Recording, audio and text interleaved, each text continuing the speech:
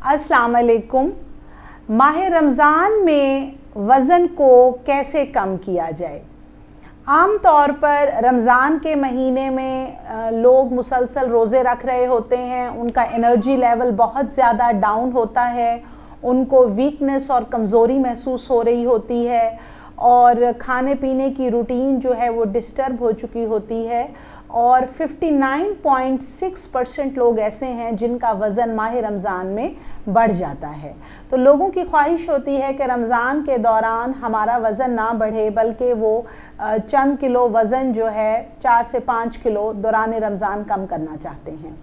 तो इसके अंदर 2 से 3 चीज़ें हैं। एक तो माह रमज़ान में डिहाइड्रेशन यानी पानी की कमी का हो जाना, नंबर 2 कब्ज़ की शिकायत हो जाना और तीसरी अहम चीज़ जो है वो मैदे का डिस्टर्ब हो जाना, मैदे में जलन और तेज़ाबियत रहना और खाना सही तरीके के साथ हज़म ना होना। इन तमाम मसाइल की वजह से लोग बहुत ज़्यादा डिस्टर्ब रहते हैं और अक्सर लोगों का तली हुई चीज़ें ज़्यादा खाने की वजह से और वर्कआउट यानी एक्सरसाइज या वॉक ना होने की वजह से वज़न जो है वो बढ़ना शुरू हो जाता है। तो अगर माह रमज़ान में आप चाहते हैं कि आप अपना वज़न रिड्यूस करें तो इसमें आपको 2 से 3 बातों का ख्याल रखने की ज़रूरत है। सबसे अहम चीज़ इसमें सहरी के अंदर आपने कार्बोहाइड्रेट्स और प्रोटीन्स का इस्तेमाल करना है। कार्बोहाइड्रेट्स आपको मिलेंगे जैसे कि आप गंदम के आटे की रोटी इस्तेमाल कर लें, अंडा आप लें, उसमें आपको प्रोटीन मिलेगी, या चिकन के जो है वो शामी कबाब वगैरह आप इस्तेमाल कर सकते हैं, चिकन का सालन इस्तेमाल कर सकते हैं, आप दही इस्तेमाल कर सकते हैं, दही में आप ड्राई फ्रूट्स यानी कुछ चंद खुश्क मेवाजात डाल सकते हैं। तो ये चीज़ें हेल्दी हैं जो आपके एनर्जी लेवल को भी रिस्टोर करेंगी और आपका वज़न भी नहीं बढ़ाएंगी।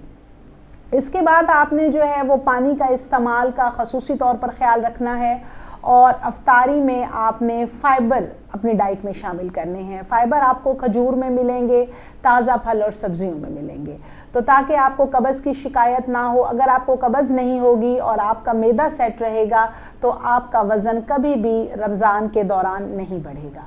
फिर अहम चीज़ जो है वो डिनर है यानी रात का खाना है। अक्सर लोग अफ्तारी कर लेते हैं और रात में खाना नहीं खाते जिसकी वजह से वो वीकनेस महसूस करते हैं। तो रात के खाने में आप जो है वो गंदम के आटे की रोटी, सालन, दही इस्तेमाल कर सकते हैं और लेकिन ये खाना आप कोशिश करें कि 9 बजे से पहले खा लें और उसके बाद आप अपनी नमाज वगैरह से फ़ारिग होने के बाद 1 घंटा तकरीबन यानी 9, साढ़े 9 से 11, साढ़े 11 के बीच तक आप वॉक जो है वो ज़रूर रखें। हमारे दौरान रमज़ान हमारी जो रूटीन है उसमें वर्कआउट, एक्सरसाइज या वॉक शामिल नहीं होती और ये एक बहुत बड़ी वजह है जिसकी वजह से हमारा वज़न बढ़ना शुरू हो जाता है। तो अगर आप रात का खाना वक्त के साथ खा लेते हैं और उसके बाद आप वॉक और एक्सरसाइज को रूटीन में शामिल करते हैं और उसके बाद आप आराम से जो है वो सो सकते हैं और सहरी के वक्त तक आप अपनी डीप स्लीप पूरी करें तो आप रमज़ान के दौरान जो हैं वो एनर्जेटिक महसूस करेंगे